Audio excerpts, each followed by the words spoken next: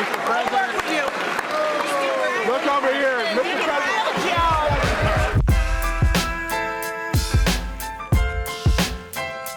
This is Joe Biden, the President of the United States. More than 27 million viewers tuned in for Biden's final State of the Union address, God willing, but instead, they got a divisive, angry, rage-filled campaign speech. Let's take a look. Now our economy is literally the envy of the world. 15 million new jobs in just 3 years, a record. As I have pointed out over and over again on this channel, Joe Biden didn't create 15 million new jobs. The vast majority were recovered jobs, i.e. jobs that were lost during the pandemic. But let me show you how weak Joe Biden's job numbers are.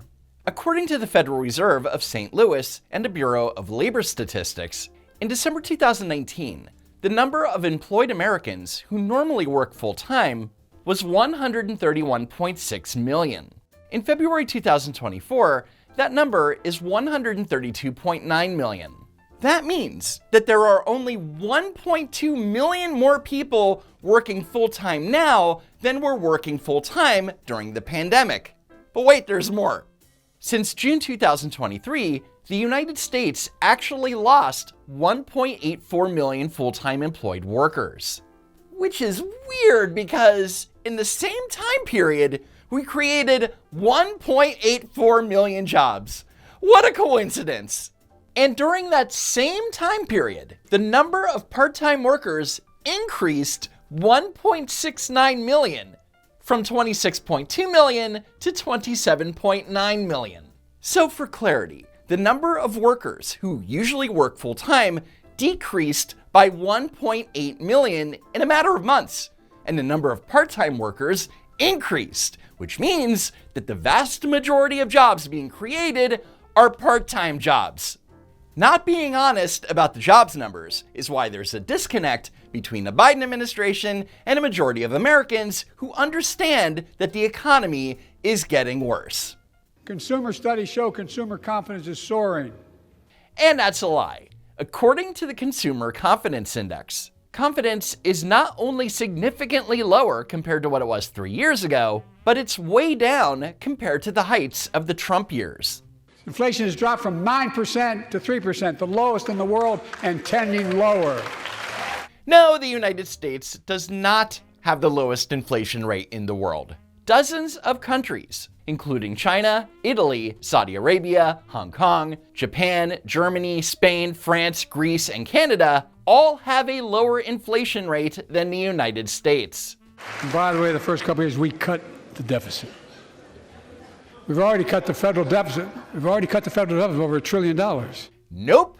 And surprisingly, the fact checker at the Washington Post has been calling out Biden's BS claims about the deficit for a while now. And last year, it gave Biden the infamous bottomless Pinocchio. Biden misleadingly claims to have lowered the deficit by a huge amount, even though his policies have added significantly to the national debt. For instance, the deficit was projected to be about $1 trillion in 2022, and it turned out to be $1.4 trillion. The deficit continued to get worse in 2023, climbing from the Congressional Budget Office's original estimate of $963 billion to $1.68 trillion. All told, Biden has increased the national debt nearly $1.6 trillion more than originally projected. In other words, Joe Biden is trying to paint himself as being fiscally responsible, yet because of his policies, we're spending way more than we're bringing in tax revenue, which he's going to blame Trump for. The last administration enacted a $2 trillion tax cut, overwhelmingly benefit the top 1%, the very wealthy and the biggest corporations. Again, Biden is full of it. According to a National Bureau of Economic Research paper, the Trump tax cuts led to a surge in business investment, which in turn increased tax revenues. And according to the Wall Street Journal, IRS data revealed that all income brackets benefited as a result of the Trump tax reforms, with the most significant benefits accruing to working and middle-class filers, not to the wealthiest, as media and Democrats have ceaselessly claimed. For instance, those earning between $50,000 and $100,000 a year had a reduction in taxes of about 17%, while those with $100,000 to $500,000 in income saw their tax bill reduced by about 13%. Tax cuts for the rich is a BS Democrat talking point. But so far in the State of the Union, Joe Biden has lied about jobs, consumer confidence, inflation, and cutting the deficit, so it should be no surprise that he's going to lie about tax cuts that actually benefited the middle class and actually everyone. Americans know that the economy was better under Trump, and it's why Joe Biden is losing. Look, I'm also getting rid of junk fees, those hidden fees at the end of your bill that are there without your knowledge. So there are fees listed at the end of your bills, but at the same time they're hidden and you don't know about them. Are the hidden junk fees in the room with us now, Joe? My administration has proposed rules to make cable, travel, utilities, and online ticket sellers tell you the total price up front. Biden is acting like you go to buy a concert ticket, click pay, and then you're like, surprise, we charged you $20 more. My administration announced we're cutting credit card late fees from $32 to $8. Banks and credit card companies are allowed to charge what it costs them to instigate the collection. And that's more a hell of a lot like $8 and 30-some dollars. I mean, you could pay your bills on time, I don't know. Regardless, this is massive government overreach. So much so that several business groups, including the Chamber of Commerce, are suing the Consumer Financial Protection Bureau over the proposed rule. And spoiler alert, the Biden administration is going to lose this one big time. But, Joe Biden and the Democrats are in vote buying mode, and then when they lose, they're going to say that those nasty MAGA Republicans didn't want you to save money. In fact, the snack companies think you won't notice if they change the size of the bag and put a hell of a lot fewer, same size bag. So they changed the size of the bag to the same size bag. Got it. Same size bag. Put fewer chips in it. No, I'm not joking. It's called shrinkflation.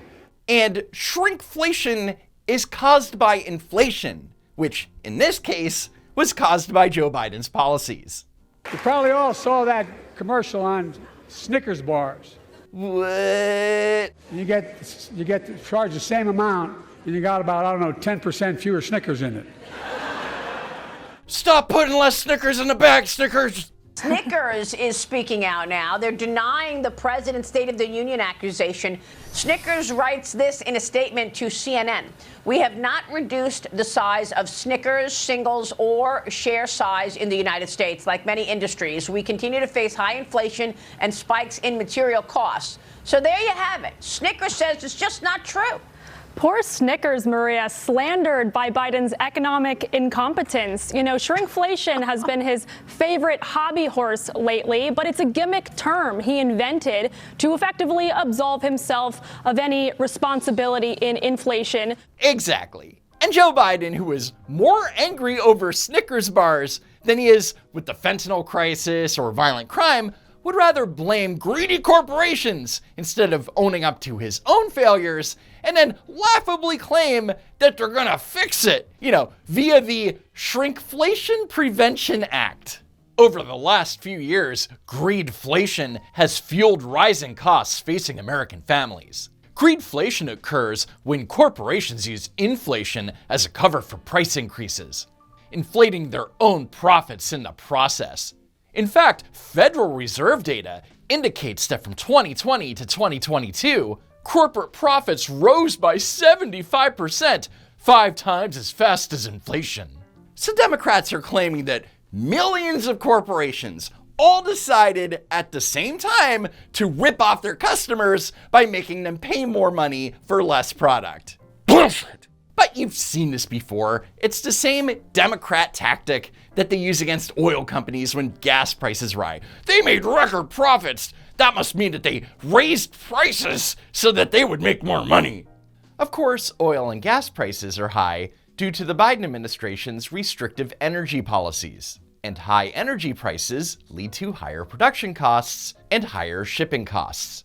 And inflation over the last 3 years is largely due to the Biden administration's big spending agenda, which devalued the American dollar, which in turn caused prices everywhere to rise. E.J. Antoni, an economist for the Heritage Foundation, writes, "If alleged price gouging were really the cause of inflation, did businessmen magically become greedy when Biden took office?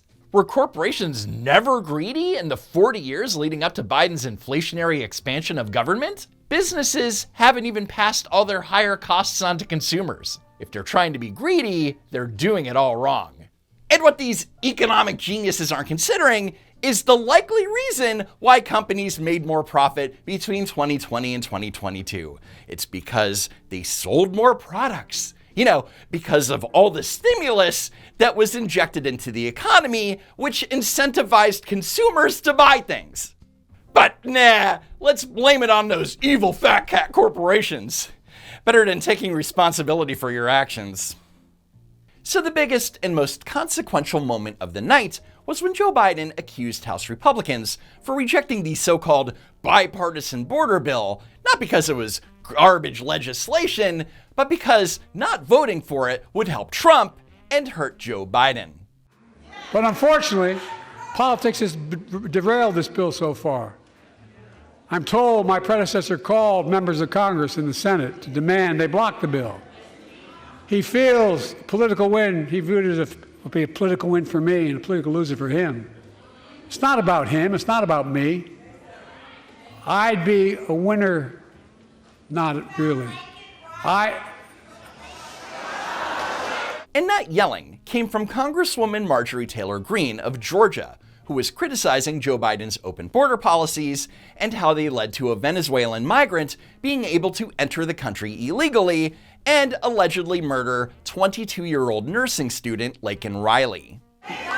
Lincoln Riley. Of course, her name is not Lincoln, it's Laken. Hell, it's on the button he's holding in his hand. Maybe the button they gave to Biden should have said, "Say her name correctly." An innocent young woman who was killed by an illegal. That's right. But how many of thousands of people being killed by illegals? So Joe Biden's response was, yes, an illegal killed a woman, but, you know, legals kill people too. Great job minimizing her death, you f***. Anyway, after Biden's illegals moment, there was outrage from the left. Not because a woman was brutally murdered, but because Joe Biden used a no-no word. Do you regret using the word illegal to describe immigrants last night, sir? Well, I don't regret it. Technically not supposed to be here. So he started to say that he didn't regret it, and good for him. Illegal is short for illegal alien, which is the actual legal designation for Laken Riley's accused murderer. But far-left Democrats and immigrant rights organizations wouldn't let up and accused him of using far-right rhetoric. So instead of standing his ground, the next day, Joe Biden quickly caved. You used the word illegal when talking about the man who allegedly killed Laken Riley. An undocumented person. Yeah, I shouldn't have used the term illegal to describe an alleged murderer. What was I thinking? What I won't do, I'm not going to treat any of these people with disrespect. Look, they built the country. The reason our economy is growing. So illegal immigrants built the country? Really? Why is Joe Biden conflating legal immigration with illegal immigration? I mean, Joe Biden used to know the difference. There's an awful lot of the illegals, quote unquote. We can fix this problem in 15 years from now. We're going to be saying, what are we going to do about the flow of illegals into the country of the United States of America?